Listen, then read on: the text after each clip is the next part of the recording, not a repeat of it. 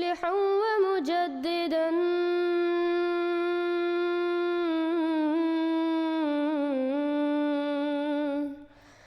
فارنوا بنظر طاهر وجنان.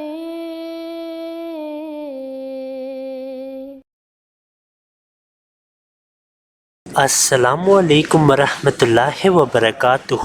ہم دیکھتے ہیں کہ جب بھی ختم نبوت ملا جماعت اسلام احمدیہ کے متعلق بات کرتے ہیں تو وہ جھوٹا پراپیگینڈا کرتے ہیں.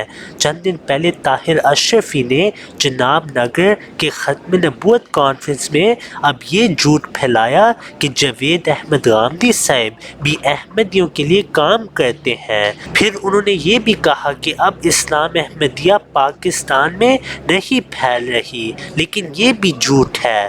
الحمدللہ آج تک پاکستان میں بہت سارے اسلام احمدیہ قبول کرتے ہیں، بلکہ بعض کو تو اللہ تعالیٰ نے خود ہی وحی اور الہام کے ذریعے سے یہ بتایا کہ حضرت مسیح موعود علیہ السلام سچے ہیں، اور پھر انہوں نے بیعت کی.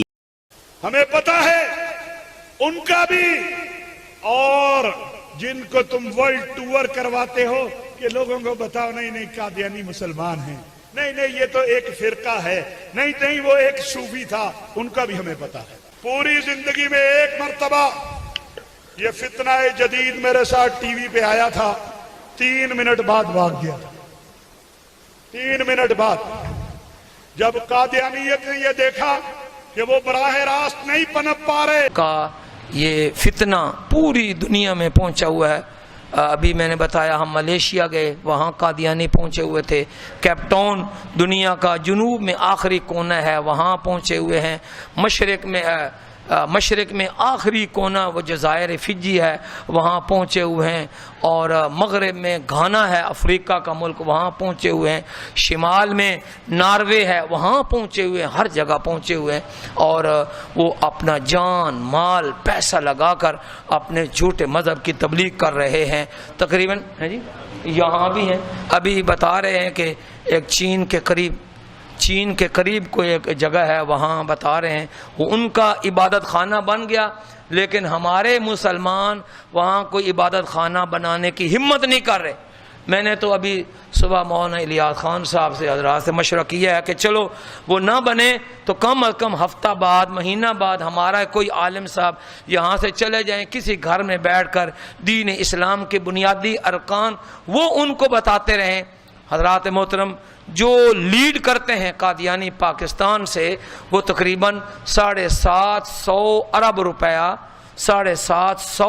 روپیہ سالانہ اس قادیانی مذہب کی تبلیغ کے اوپر لگاتے ہیں.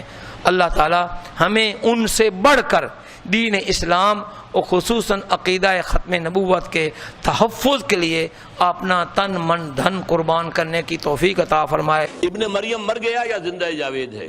حضرت مسیح فوت ہو چکے، سولی چڑھ چکے، یا نہیں آ کر کشمیر میں دفن ہو گئے، یا کیا ہوا؟ ابن مریم مر گیا یا زندہ جاوید ہے؟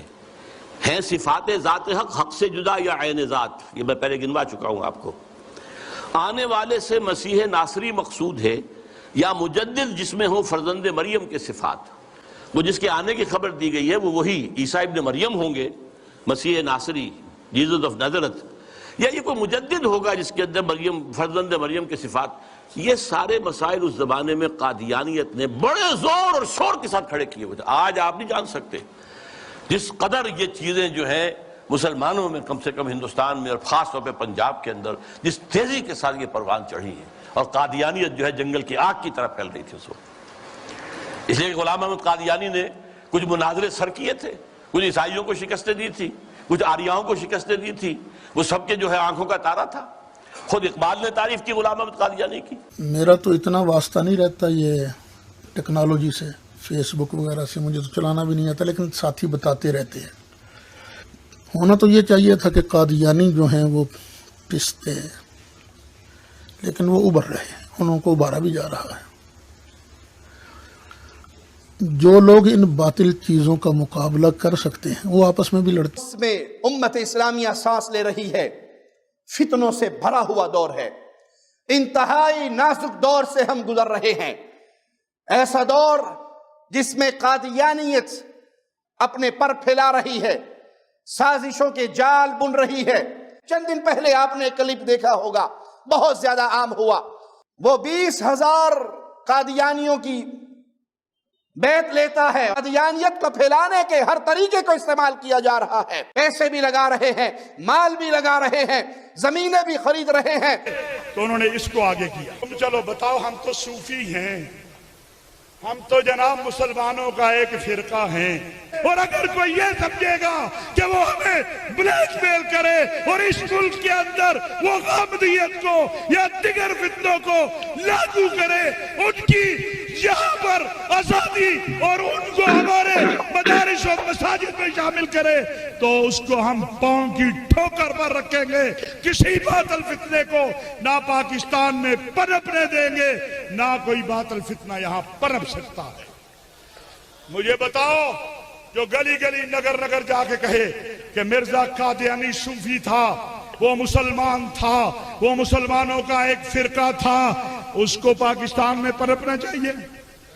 بولو، لگتا ہے جان نہیں ہے۔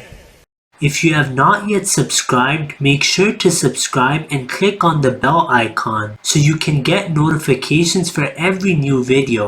Also make sure to like and comment on the video and follow on Twitter and Instagram.